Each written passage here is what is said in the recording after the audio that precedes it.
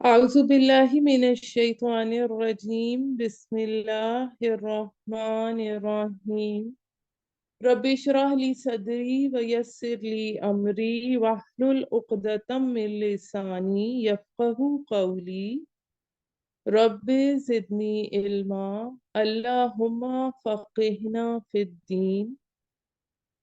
آیت نمبر 88 سورہ نساء.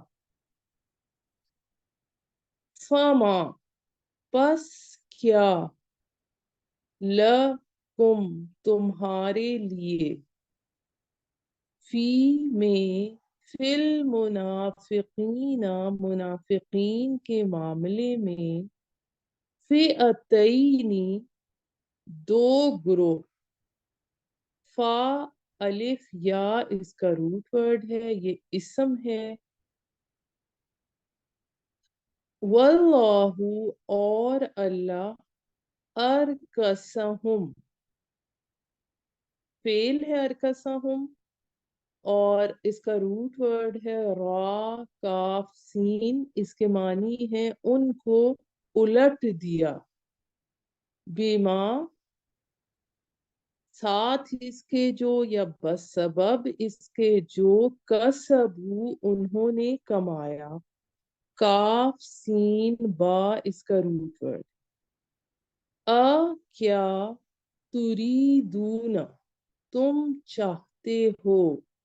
فعل ہے یہ را واو دال اس کا روٹ ورڈ ہے. کے تہدو ہا دال یا اس کا روٹ ورڈ ہے. کہ تم ہدایت پر لاؤ یا راہ پر لاؤ. من جسے اضل گمراہ کیا. ضاد لام لام اس کا روٹ ورڈ ہے. اضل اللہ اللہ نے. ومن اور جس کو ومن یضلل گمراہ کرے. اس کا بھی روٹ ورڈ ضاد لام لام ہی ہے. اس کو اس طرح بھی لکھا اس طرح فارم میں بھی آتا ہے اور لام پر شد کے ساتھ بھی آتا ہے. گمراہ کرے یضلل اللہ اللہ فلن پس ہرگز نہیں تجیدہ تم پاؤ گے. واو جیم دال اس کا روٹ ورڈ ہے. لہو اس کے لیے سبیلا کوئی راستہ. ودو فعل ہے یہ واو دال دال اس کا روٹ ورڈ ہے. چاہتے ہیں. لو کاش تکفرون تم کفر کرو یا تم کافر ہو جاؤ. کما جیسا کہ کفرو انہوں نے کفر کیا. فتکونون پس تم ہو جاؤ سواء برابر. سین واو یا اس کا روٹ ورڈ ہے. فلا پس نہیں تتخذو تم بناؤ. الف خا زال اس کا روٹ ورڈ ہے اور یہ فعل ہے. منہم ان کو اولیاء دوست. حتی یہاں تک کہ یہاجروا وہ ہجرت کر جائیں. یہ بھی فعل ہے. فی میں سبیل اللہ اللہ کے راستے میں.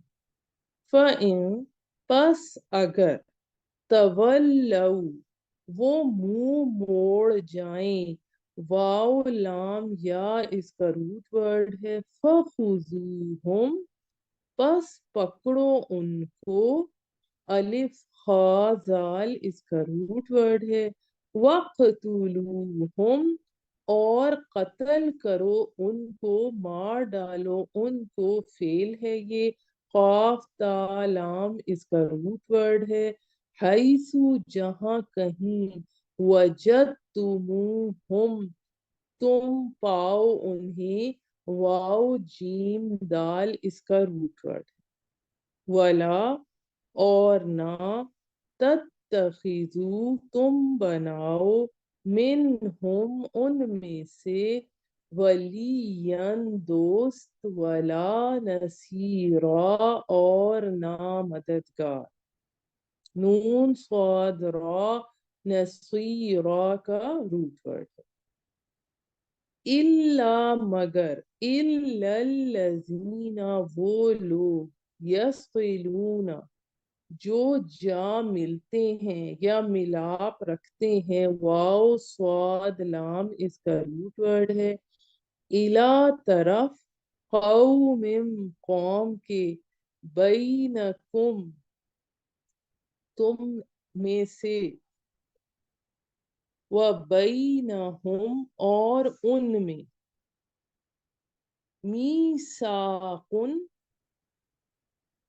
بینکم تمہارے تم سب کے درمیان، وبینہم اور ان میں یعنی ان کے درمیان، میثاق عہد ہے. میثاق کا روٹ ورڈ ہے واو سا قاف اور یہ اسم ہے. او یا جاؤکم وہ آئے ہیں تمہارے پاس، حسیرت ہا صاد را اس کا روٹ ورڈ ہے. تنگ ہو گئے فعل ہے یہ. صدورہم ان کے دل، ان یقاتلوکم کہ وہ لڑائی کریں تم سے، او یا یقاتلو اور لڑائی کریں، قومہم ان کی قوم سے، اپنی قوم سے. ولو اور اگر، شاء شین یا الف اس کا روٹ ورڈ ہے چاہتا، شاء اللہ اللہ، لسلطہم البتہ مسلط کر دیتا ان کو. سین لام طا اس کا روٹ ورڈ ہے علیکم تم پر. فلقاتلوکم پس وہ البتہ ضرور لڑتے تم سے. فإن اعتزلوکم پس اگر وہ علیحدہ رہیں، اس کے معنی ہے تم سے کنارہ کش رہیں یا تم سے الگ رہیں. عین ذا لام اس کا روٹ ورڈ ہے فلم پس نہیں، یقاتلوکم تم سے لڑیں، وَأَلْقَوْا اور ڈالیں، الیکم تم پر، الیکم السلام صلح یعنی سلامتی سے. فما پس نہیں، جعل بنائی یا دی، جعل اللہ اللہ نے، لکم تمہارے لیے، علیہم ان پر، سبیلا کوئی راہ. ستجدون واو جیم دال اس کا روٹ ورڈ ہے.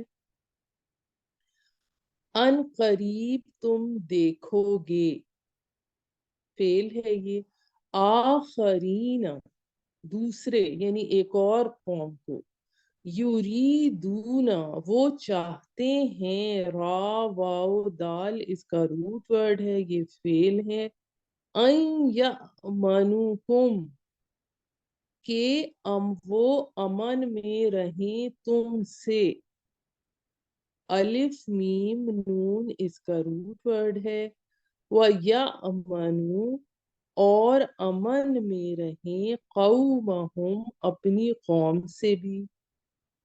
کلما جب بھی، ردو را دال دال اس کا روٹ ورڈ ہے وہ لوٹائے جاتے ہیں، الا طرف، الی الفتنتی فتنے کے، فساد کے، उर्किसू वो उल्टा दिए जाते हैं। रा काफ सीन इसका रूट वर्ड है।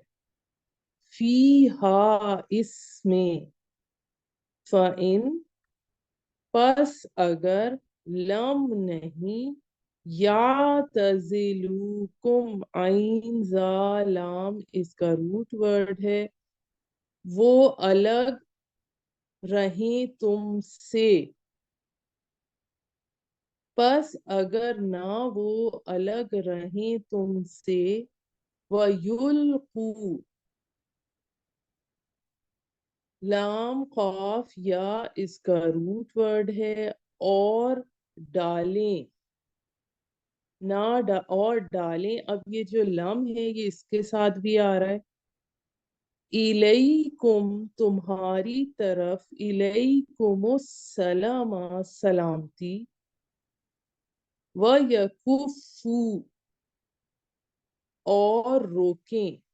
यहाँ पर भी लम इसके साथ भी कंटिन्यू हो रहा है। का फा इसका रूट वर्ड है। आई दिया हम अपने हाथों को, फखुजूहुम बस पकड़ो उनको, वक़्तुलूहुम और मार डालो उनको, हैसु जहां, सक़िफ्तुमूहुम पाओ तुम उन्हें, साक़ाफ़ा सक़िफ्तुमूहुम का रूट वर्ड है। वउलाइकुम और उन पर, जाअलना हमने बनाई, हमने दिया, लकुम तुम्हारे लिए, अलैहिम उन पर, सुल्तानन सनद या गलबा, मुबीना खुला। अब हम इसका बामुहावरा तर्जुमा और तफसीर करते हैं।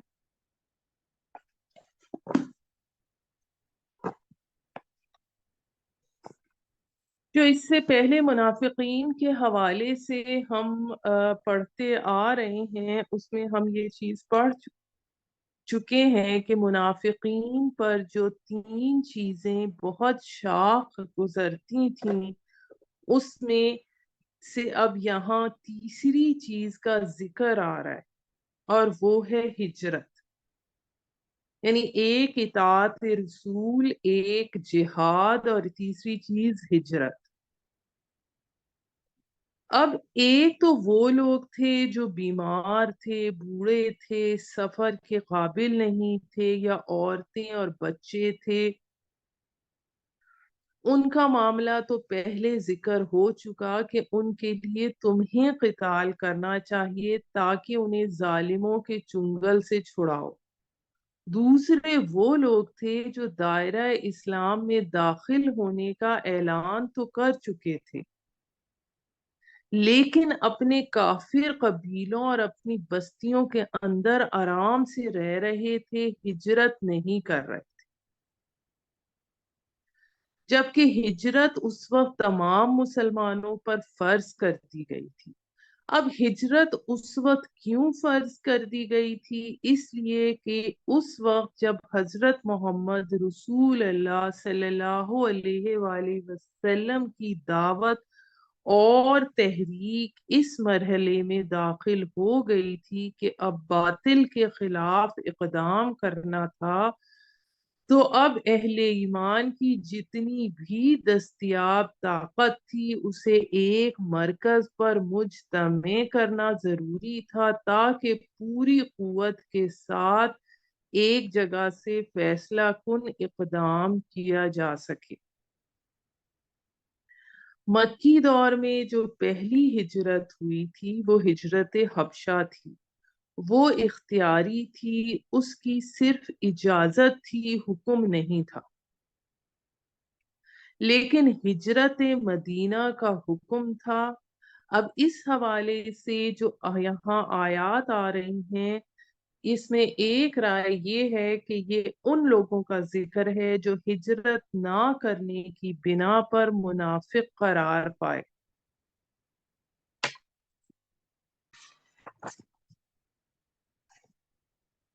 اب اس میں آیت نمبر 88 میں آتا ہے، پس تمہیں کیا ہو گیا ہے کہ تم منافقوں کے بارے میں دو گروہ ہو رہے ہو۔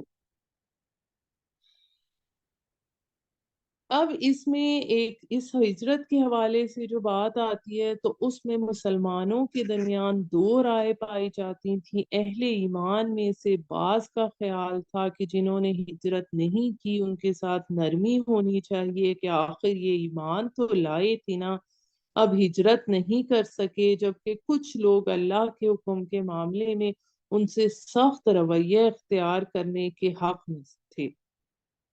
چنانچہ یہاں پر ارشاد ہو رہا ہے کہ تمہیں کیا ہو گیا ہے کہ تم ان کے بارے میں دو گروہوں میں تقسیم ہو گئے ہو، اور اللہ نے تو ان کو ان کے کرتوتوں کے سبب الٹ دیا۔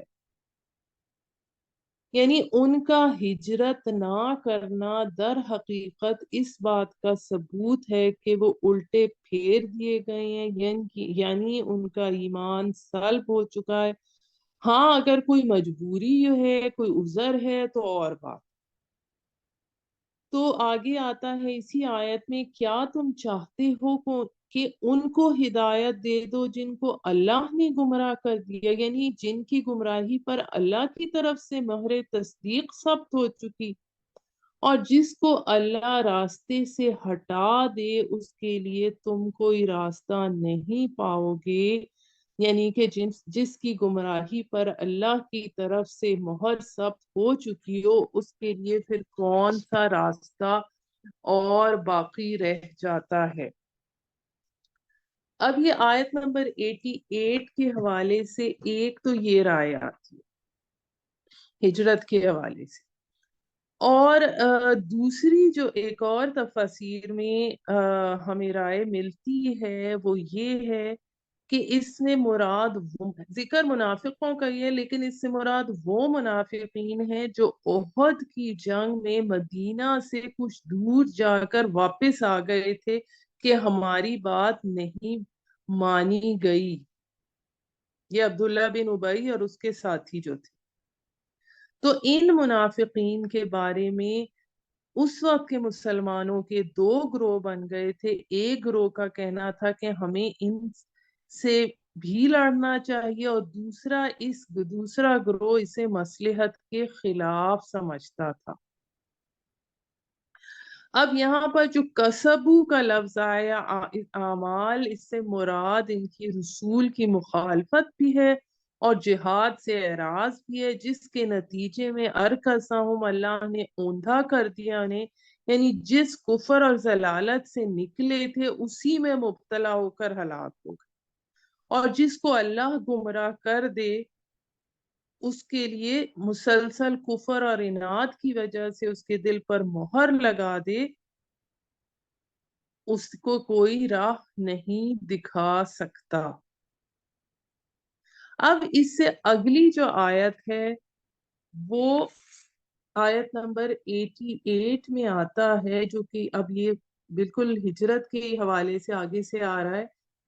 یہ تو چاہتے ہیں کہ تم بھی کفر کرو، 89 میں، یہ تو چاہتے ہیں کہ تم بھی کفر کرو جس طرح انہوں نے کفر کیا ہے، تاکہ تم سب برابر ہو جاؤ۔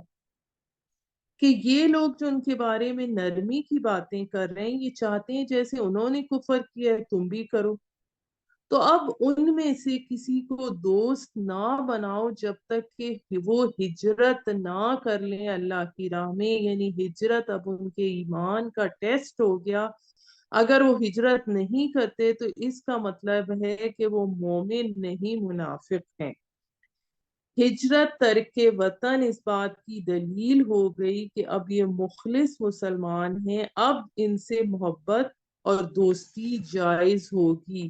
اگر وہ پیٹھ پھیر لیں، موڑ لیں، یعنی ہجرت نہ کریں، تو انہیں پکڑو اور قتل کرو جہاں کہیں انہیں پاؤ، یعنی اگر وہ ہجرت نہیں کرتے جو ان پر فرض کی گئی ہے، صحت مند ہیں، تندرست ہیں، سب سہولتیں ہیں، ہجرت نہیں کرتے تو وہ پھر کافروں کے حکم میں ہے، چاہے وہ کلمہ ہی پڑھتے ہو، تم انہیں جہاں بھی پاؤ پکڑو اور قتل کرو، اور ان میں سے کسی کو بھی اپنا ساتھی اور مددگار نہ بناؤ۔ اب اس کے حوالے سے، اس کی شان نزول کے حوالے سے ہمارے پاس مختلف روایات بھی آتی ہیں، جو واقعات پیش آئے ان کا بھی میں کچھ آپ سے ذکر کرتی چلوں۔ اس کے حوالے سے آتا ہے کہ بعض مشرکین مکہ سے مدینہ آئے اور ظاہر کیا کہ ہم مسلمان اور مہاجر ہو کر آئے ہیں، پھر مرتد ہو گئے اور حضور صلی اللہ علیہ وآلہ وسلم سے اسباب تجارت لانے کا بہانہ کر کے پھر مکے چل دیے اور پھر نہ آئے۔ ان کے بارے میں بھی مسلمانوں کی رائے مختلف ہو گئی، بعض نے کہا یہ کافر ہیں، بعض نے کہا یہ مومن ہیں۔ تو اللہ تعالیٰ نے ان کا کافر ہونا یہ کہہ دیا اور ان کے قتل کا حکم دے دیا۔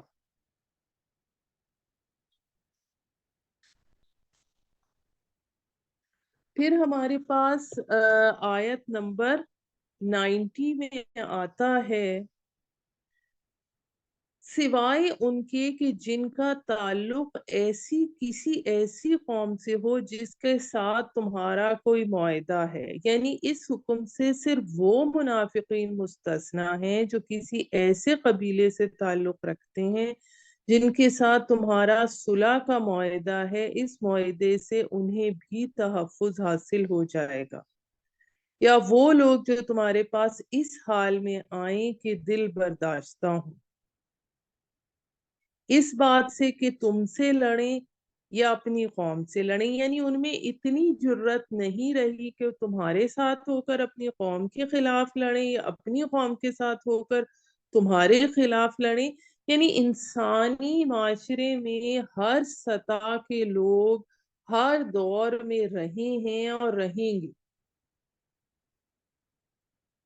کہ وہ اس طرح کے کم ہمت لوگ ہوتے ہیں جو کہتے ہیں کہ ہمارے لیے لڑنا بھڑنا مشکل ہے، نہ تو ہم اپنی قوم کے ساتھ ہو کر مسلمانوں سے لڑیں گے، نہ مسلمانوں کے ساتھ ہو کر اپنی قوم سے لڑیں گے، تو ان کے بارے میں فرمایا کہ ان کی جان بخشی کرو۔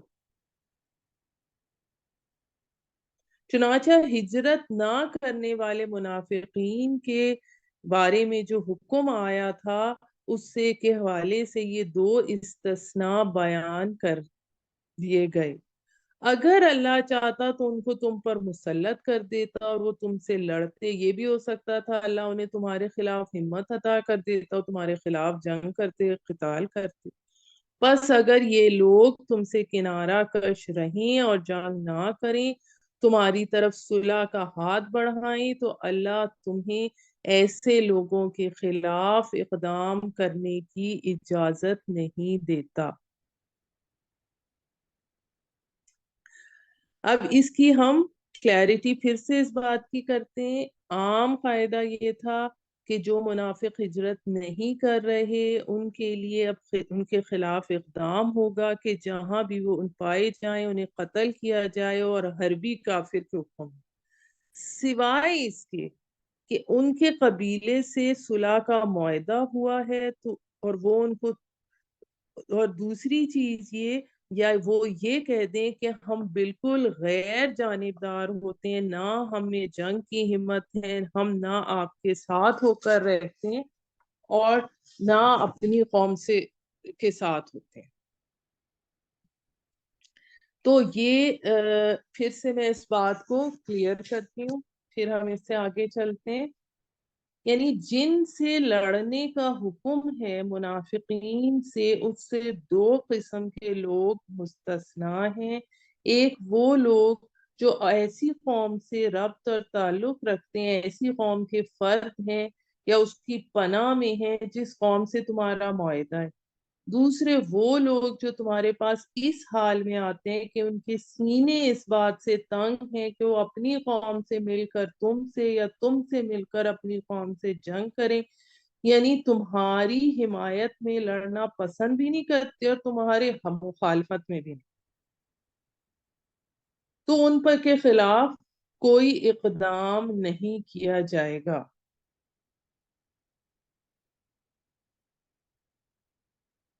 اب یہاں پر یہ تاکید اور وضاحت کے لیے یہ ساری بات اللہ تعالی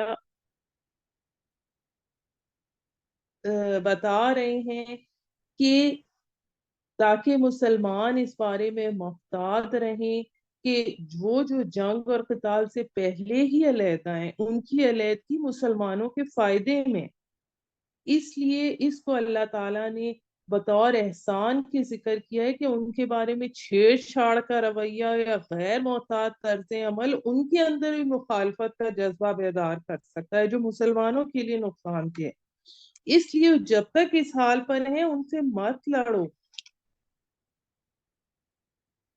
اب اس کی مثال اس طرح سمجھی جا سکتی ہے جیسے بنی ہاشم کے وہ لوگ تھے جو جنگ بدر والے دن مشرکین مکہ کے ساتھ میدان جنگ میں آئے تو تھے، لیکن ان کے ساتھ مل کر مسلمانوں سے لڑنا نہیں پسند کرتے تھے، جیسے حضرت عباس رضی اللہ تعالیٰ عنہ جو مسلمان اس وقت تک نہیں ہوئے تھے، ظاہری طور پہ وہ کافروں کے کیمپ میں تھے، لیکن نبی صلی اللہ علیہ وآلہ وسلم نے ان کو قتل کرنے سے روک دیا تھا اور انہیں صرف قیدی بنانے پر اکتفا کیا تھا۔ اب ہمارے پاس اس کے بعد جو اگلی آیت آتی ہے، آیت نمبر 91، اس میں آتا ہے تم پاؤ گے ایک اور قسم کے لوگوں کو بھی جو چاہتے ہیں کہ تم سے امن میں رہیں اور اپنی قوم سے بھی امن میں رہیں، لیکن جب بھی فتنے کی طرف موڑے جاتے ہیں تو اس کے اندر اوندھے ہو جاتے ہیں، یعنی جس وقت بھی آزمائش کا وقت آتا ہے اوندھے منہ گر جاتے ہیں، جب دیکھتے ہیں اپنی قوم کا پلڑا بھاری ہے تو مسلمانوں کے خلاف جنگ کرنے کو تیار ہو جاتے ہیں کہ اب تو ہماری فتح ہونے والی اور ہمیں مال غنیمت میں حصہ مل جائے گا۔ بس اگر یہ تم سے کنارہ کش نہ رہیں، تمہارے سامنے صلح و سلامتی پیش نہ کریں اور اپنے ہاتھ نہ روکیں۔ اب یہ جو چیز ہے اس میں لم جو ہے وہ تینوں چیزوں کے لیے آ رہا ہے، تو ان کو پکڑو اور قتل کرو جہاں کہیں پاؤ۔ یہ وہ لوگ ہیں جن کے خلاف ہم نے تمہیں سند یعنی قوت عطا کر دی ہے، یعنی ان لوگوں کے بارے میں تمہیں کھلا اختیار ہے کہ تم ان کے خلاف اقدام کر سکتے ہو۔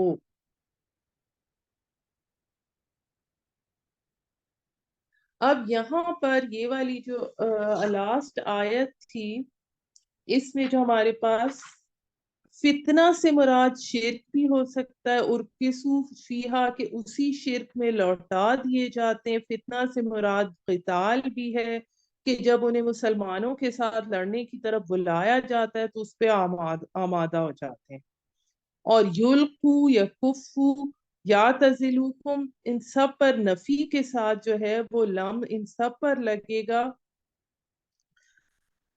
اس کی اب ہم تھوڑی سی اور ڈیٹیل اس حوالے سے ڈسکس کرتے ہیں ہجرت کے حوالے سے۔ ابتدائے اسلام میں ہجرت دارالکفر سے مسلمانوں پر فرض تھی، لیکن جب مکہ فتح ہو گیا تو سرور دو عالم صلی اللہ علیہ وآلہ وسلم نے فرمایا لا ہجرت بعد الفتح،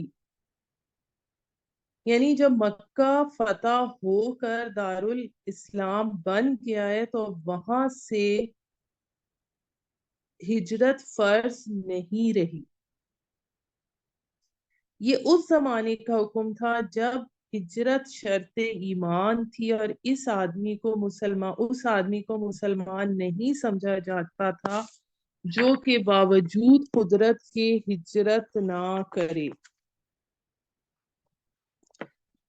اب ہجرت کی وہ دوسری صورت یہ ہے جو قیامت تک باقی رہے گی، جس کے بارے میں حدیث میں آتا ہے ہجرت اس وقت تک باقی رہے گی جب تک کہ توبہ کی قبولیت کا وقت باقی رہے گا۔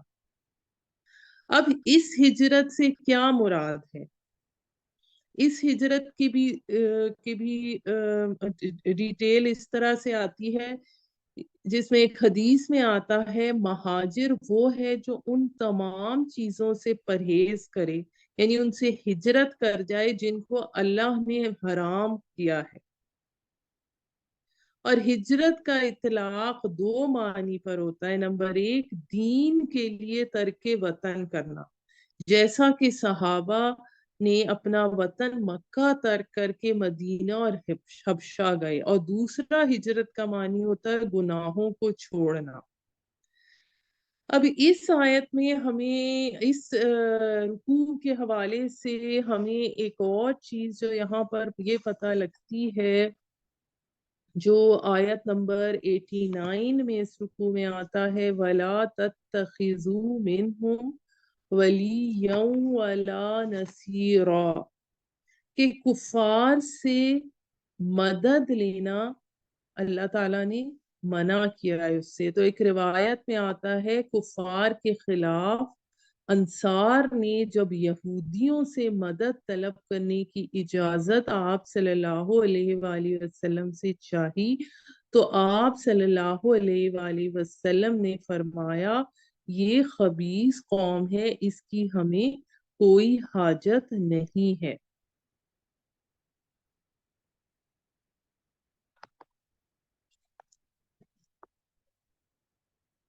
تو اس میں ہمارے پاس اس رکوع میں ہجرت کے حوالے سے بھی اور منافقین کے حوالے سے بھی ہم نے پڑھا، اور جو آخر میں ہم نے جس گروہ کا ذکر کیا پڑھا آخری آیت میں، تو اس میں ان لوگوں کا ذکر ہے جن کے دلوں میں نفاق ہے، ان کے سینوں میں بغض اور عناد ہے، اور وہ دوبارہ فتنے یعنی شرک کی طرف لوٹنے کی وجہ سے آمادہ قتال ہوتے ہیں اور پھر سے اس میں مبتلا ہو جاتے ہیں. سبحان ربک رب العزت عما یصفون والسلام علی المرسلین والحمد للہ رب العالمین.